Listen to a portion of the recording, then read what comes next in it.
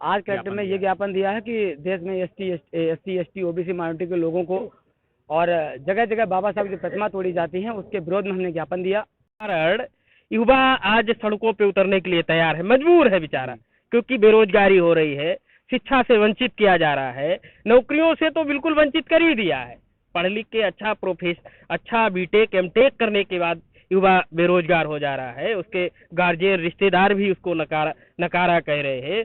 तो इसलिए वो मजबूरन में आज सड़क पे आने के लिए मजबूर है। उसका मुख्य कारण जो है वर्तमान जो सरकार जिंदा है, जिसकी वजह से मेरी ही जानकारी के अनुसार नहीं बल्कि एक अच्छे टेक्नीशियन इंजीनियरों के माध्यम से ये साबित किया गया है कि वर्तमान की जो सरकार जिंदा है वो ईवीएम मशीन की वजह से जिंदा है। तो आप क्या कहना चाहते हैं? तो ईवीएम को खत्म करना चाहिए, भारत से हटाना चाहिए।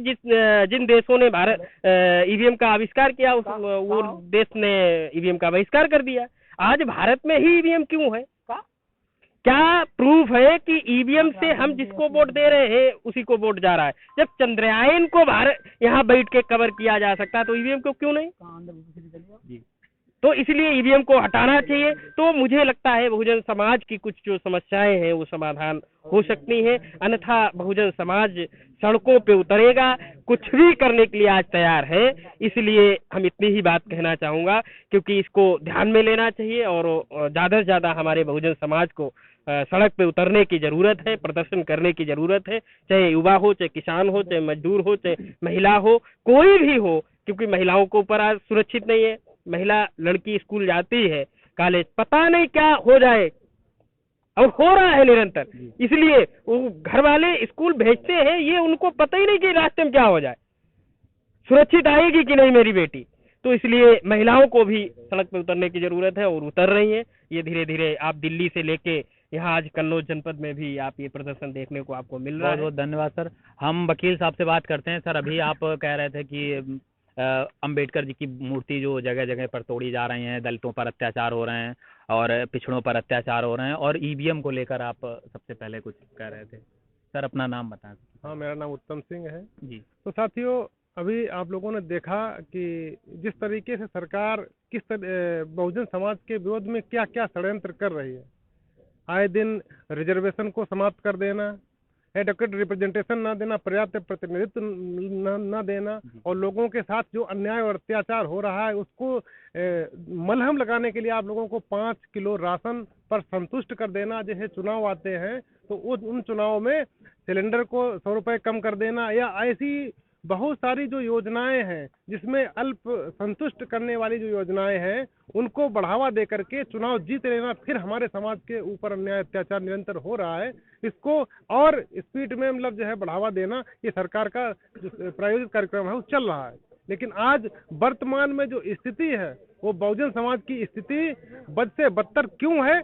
क्योंकि भारत में इलेक्ट्रॉनिक वोटिंग मशीन से जो चुनाव हो रहे हैं, जिसकी वजह से और ज्यादा हमारे हक और अधिकार खत्म होने वाले हैं आने वाले समय में।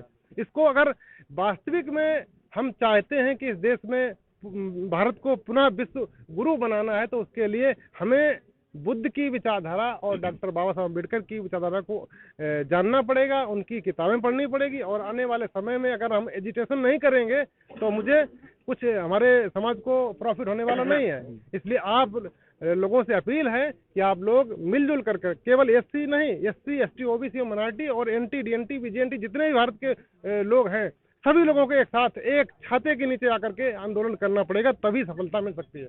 आपको क्या लगता है कि आने वाले चुनाव जो हैं वो ईवीएम के बगैर हो पाएंगे? आने वाला चुनाव ईवीएम के बगैर नहीं होगा। इसके लिए अगर पूरे देश में ऐसा माहौल क्रिएट किया जाएगा, जिस प्रकार से सुप्रीम कोर्ट में बहुत सारे वकील आपने कुल देखे होंगे कि महमूद प्राचा हैं या भानु सिंह हैं, ये लोग निरंतर बोल रहे हैं, और सुप्रीम कोर्ट ने भी ये स्वीकार किया कि वास्तविक में जो इलेक्ट्रॉनिक वोटिंग मशीन है उसमें टेम्परेरिंग होती है और बड़े पैमाने पे होती है, जिसकी वजह से वीवीपैट मशीन लगाई गई। और उसके बाद भी ये बीजेपी और आरएसएस के अलावा कोई भी ऐसा दल नहीं है जो इलेक्ट्रॉनिक वोटिंग मशीन से संतुष्ट हो, लेकिन मजबूरी ये है कि अगर जो भी इलेक्ट्रॉनिक वोटिंग मशीन के विरोध में बोलता है उसके पीछे सीबीआई, ईडी या जो भी एजेंसियां हैं वो लगा दी जाती हैं, तो लोगों का मुंह बंद जाता है या तो फिर बीजेपी में वो आ जाते हैं। इसलिए बहुत सारा जो मामला है वो इलेक्ट्रॉनिक वोटिंग मशीन से समाप्त हो सकता है अगर इलेक्ट्रॉनिक वोटिंग मशीन को बंद किया जाए। वकील साहब बहुत बहुत धन्यवाद हमसे बात करने के लिए। और अंत में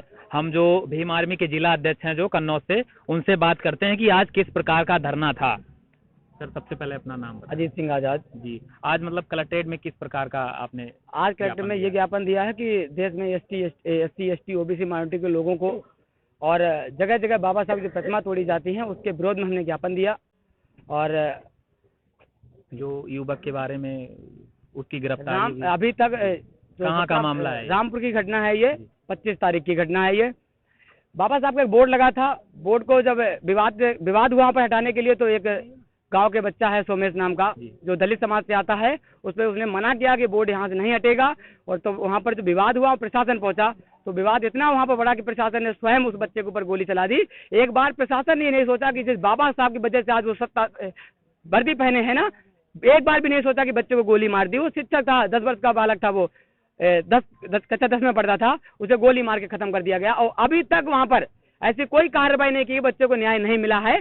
तो भीम आर्मी जय भीम के राष्ट्रीय अध्यक्ष माननीय बड़े भाई मंजीत सिंह नौटियाल जी ने ये आह्वान किया था कि 11 तारीख को पूरे प्रदेश में हर जिले में ज्ञापन दिया जाएगा। और आगे अगर ये न्याय नहीं मिला, अगर सोमेश को न्याय नहीं मिला, तो आने वाले समय में भीम आर्मी जय भीम बड़े आंदोलन के लिए देश में बाध्य होगी। तो अभी तक गिरफ्तारी नहीं हुई? अभी तक कोई गिरफ्तारी नहीं हुई वहाँ पर। क्या चाहते हैं, क्या सजा मिलनी चाहिए? मैं चाहता हूँ बच्चे के परिवार को 1 करोड़ पैसा मिलना चाहिए, 1 जमीन मिलनी चाहिए, 5 बीघा जमीन मिलनी चाहिए, और उस हत्यारे को फांसी मिलनी चाहिए बस।